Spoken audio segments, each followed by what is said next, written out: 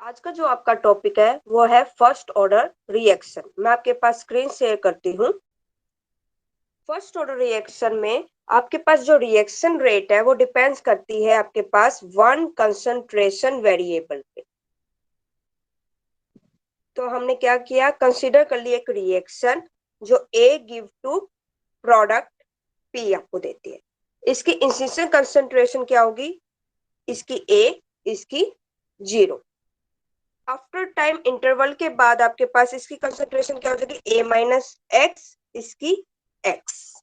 जो rate of reaction है आपके पास वो किसके डायरेक्टली प्रोपोर्शनल होता है, कंसंट्रेशन ऑफ द रिएक्टेंट के डायरेक्टली प्रोपोर्शनल होता है। तो आपके पास क्या हो जाएगा, dx बाय में dt इक्वल टू के ए माइनस एक्स। ए की कंसंट्रेशन क्या है, a माइनस एक्स, उसकी पावर 1 है तो हमारे पास आ गया a माइनस एक्स।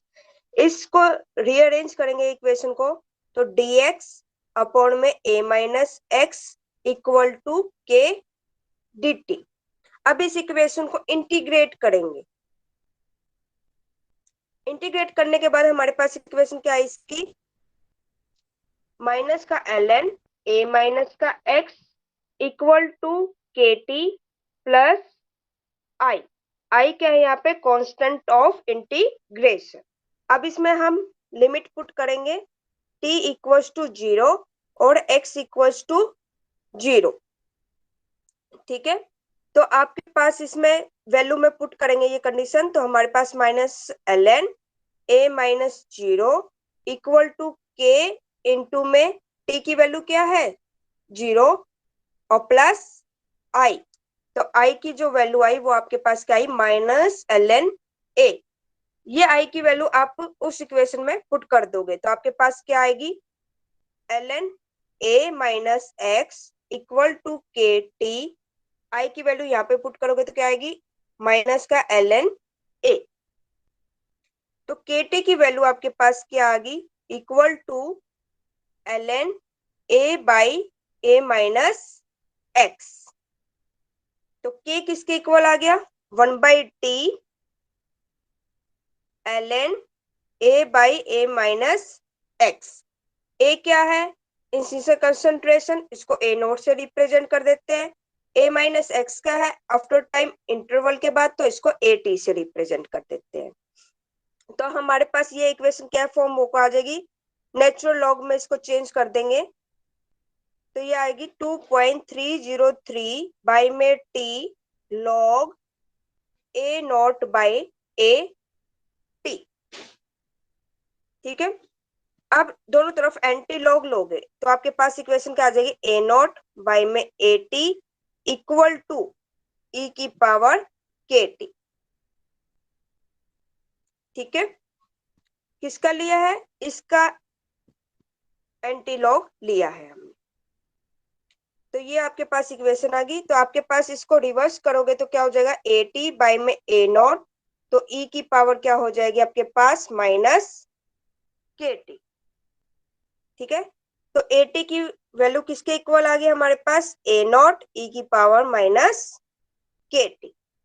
अब जब हमारे पास ये इक्वेशन थी k equal to 2.303 divide by t log a naught by में ए टी, तो इसको हम कैसे लिख सकते हैं, के टी डिवाइड बाय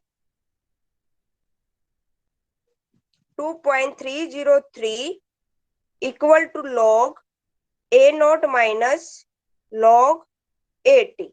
जब हम ग्राफ प्लॉट करते हैं y equal to m x plus c, तो यहाँ पे हमारे पास लॉग ए टी क्या है, y है, और आपके पास हमारे पास जो स्लोप आएगा वो क्या आएगा, माइनस का k डिवाइड बाय 2.303। ठीक है, किस किस के बीच में ग्राफ प्लॉट किया, लॉग 80 और टाइम के बीच में। ठीक है, स्लोप आपके पास यहाँ पे डिक्रीज हो रहा है। ये आया आपको समझ में, यस मैम। नेक्स्ट आपके पास first order rate equation for the reaction where the initial concentration is not known. अगर आपको इनिशियल कंसंट्रेशन ना पता हो तो आप कैसे कैलकुलेट करोगे, आपने a माइनस x1 कंसंट्रेशन मान ली एट टाइम t1 पे, ठीक है।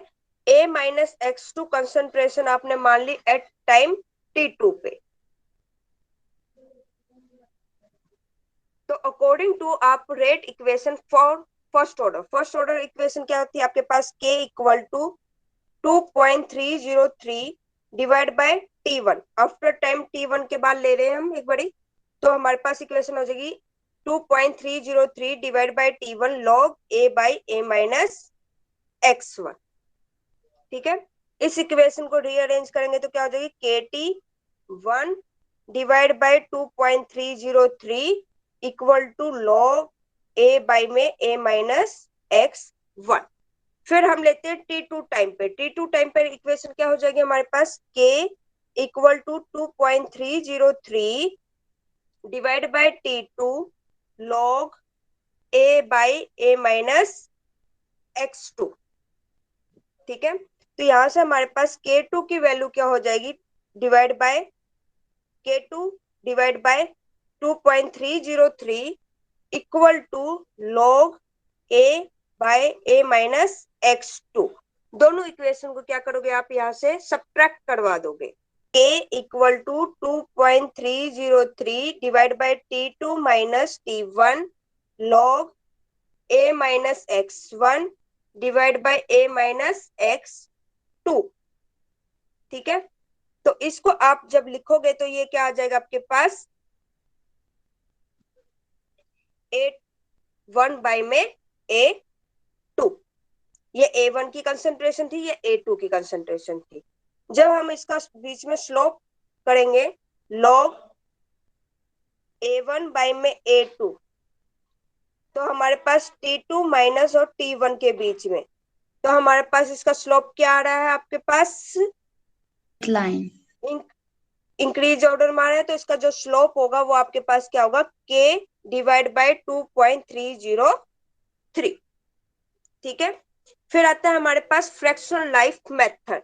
फ्रैक्शनल लाइफ मेथड में हमारे पास वैल्यू क्या आई थी, t equal to 2.303 divide by k log a by a minus x।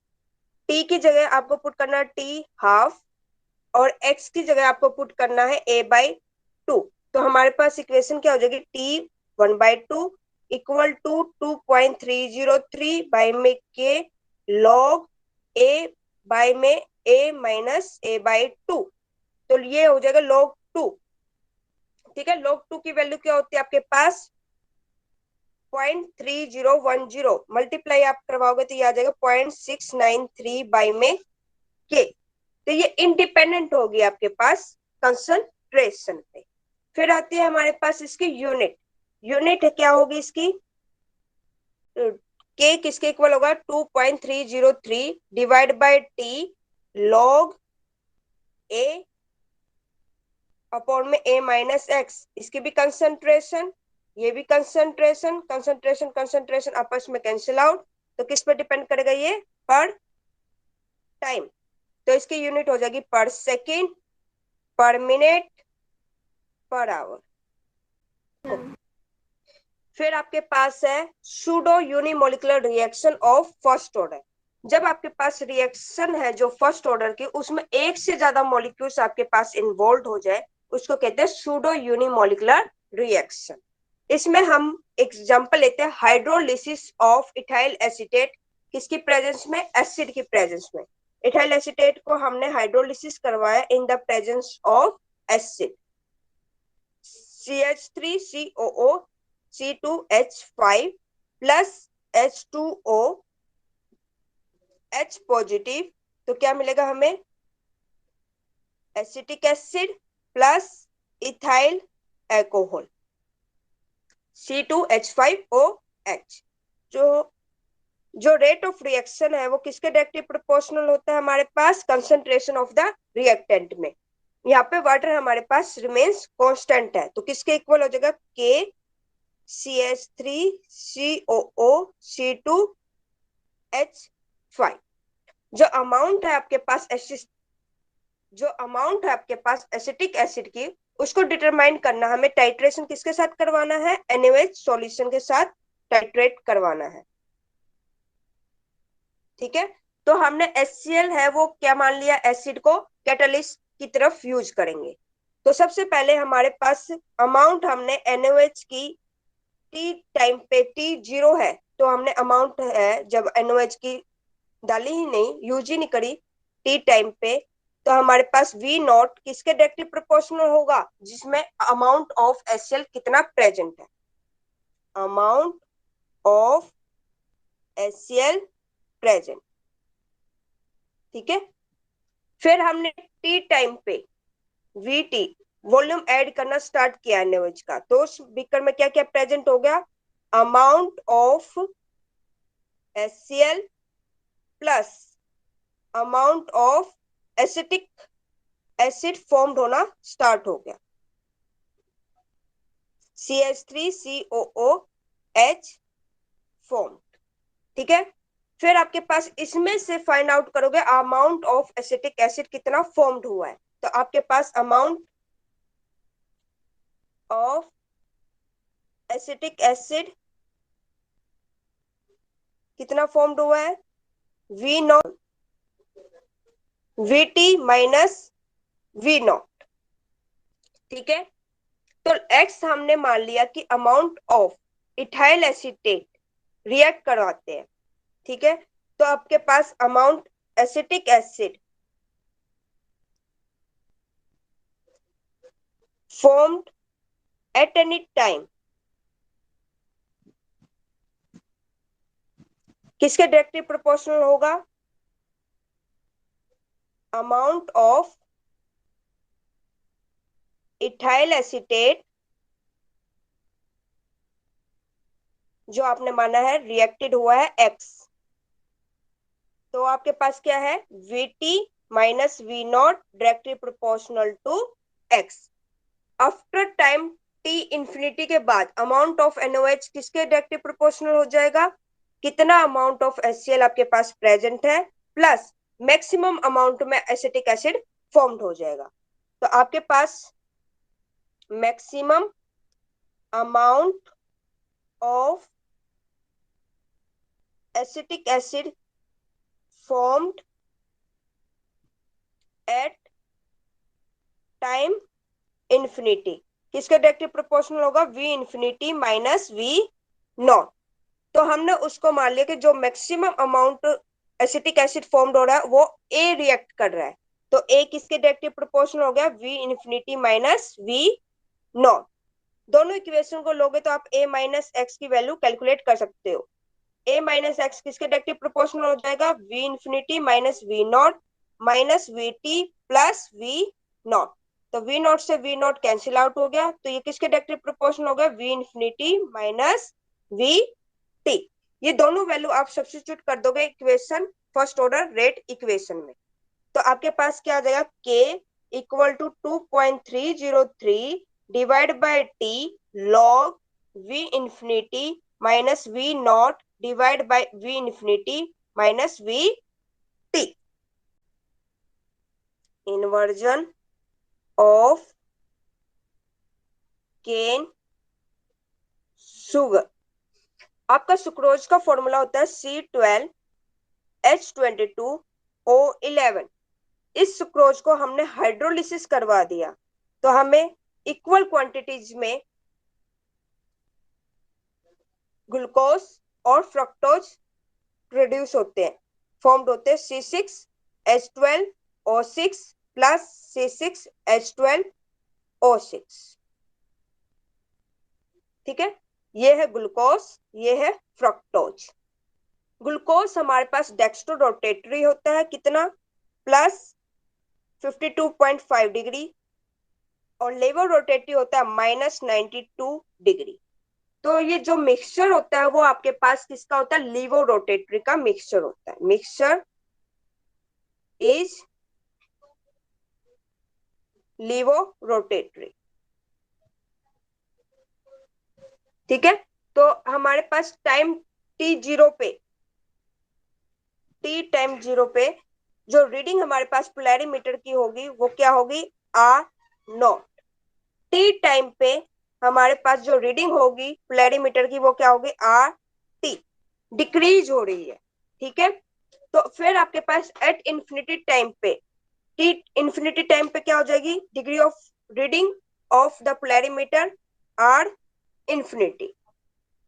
ठीक है, जब आपके पास टाइम 0 हो तो रीडिंग आपके पास पोलैरिमीटर की पॉजिटिव होगी और उसके बाद क्या होगी, डिक्रीज होना स्टार्ट हो जाएगी, क्योंकि आपका लीवो रोटेटरी है, लीवो रोटेटरी नेगेटिव डायरेक्शन में आपके पास जाता है। ठीक है, तो एट एनी टाइम टी पे द एंगल ऑफ रोटेशन है वो आपके पास वो किसके डायरेक्टली प्रोपोर्शनल होगा, angle of rotation t time पे r not minus r t, किसके directly proportional, amount of sucrose कितना हाइड्रोलिसिस हो गया, अमाउंट ऑफ सुक्रोज हाइड्रोलिसिस, इसको हमने मान लिया x, इतना रिएक्ट करता है।